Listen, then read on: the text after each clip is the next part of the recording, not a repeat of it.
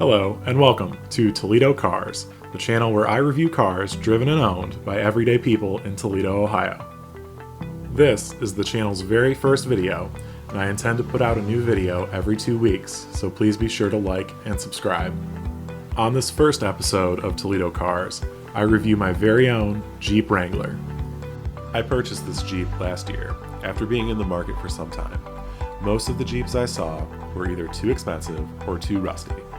After a lot of looking, I came across this model on Facebook with an attractive asking price, model year, and miles. I go to look at it, and it's in great shape, drives very nice, and there's only one problem. It's missing 2 cylinders. Just like everyone else, I wanted the 6-cylinder Jeep. However, I made him an offer that I couldn't refuse and ended up walking away with a Jeep. And here I'll tell you why I'm so glad I did. But first, let me show you just how slow this 4-cylinder Jeep is. Here's a left-hand turn down an on-ramp to 70 miles an hour.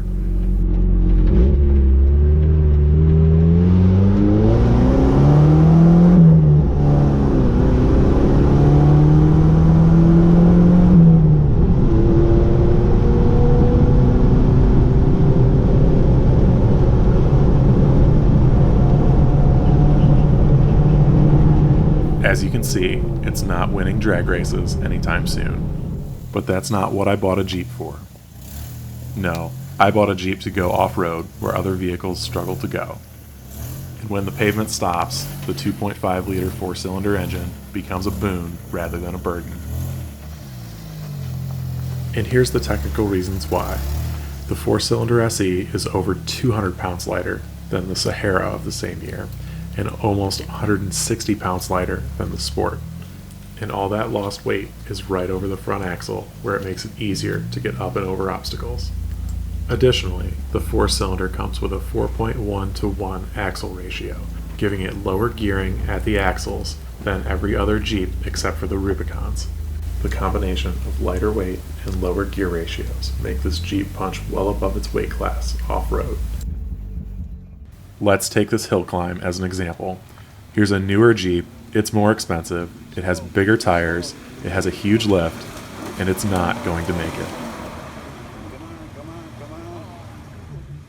Here's my Jeep on the same hill.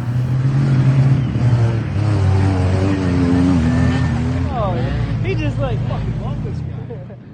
So here's the detail about my current setup. This is the Jeep as I bought it. From there, I got tires and wheels from a JK Rubicon, increasing my tire size from 27 inches to 31 inches. The Jeep, as it sits, is not lifted. I plan a 2-inch lift in the future, along with a new bumper and winch. Even without a lift, my tires don't rub, and I'm left with a very capable off-roader that's never failed to get me where I wanted to go, even when where I want to go is through deep water, over steep hills, or even the top of Silver Lake sand dunes. Considering this Jeep was half the price of other Jeeps that I looked at, I got a great value. Did I give up some highway performance? Sure, but what I got in return is a great off-roader with low gearing, including a 43-to-1 crawl ratio, and less weight over the nose of the Jeep, which helps in a lot of situations. If you're looking for a fun off-road toy, there's no need to spend more on the 6-cylinder Jeep. Here, I bought a 4-cylinder Jeep for half the price, some takeoffs from a JK Rubicon, and I can do a lot of the trails that all the bigger, more expensive Jeeps can do, and I have just as much fun. Thanks for watching Toledo Cars. Once again, please like and subscribe, and we'll see you in 2 weeks when we review my Ford Fiesta ST.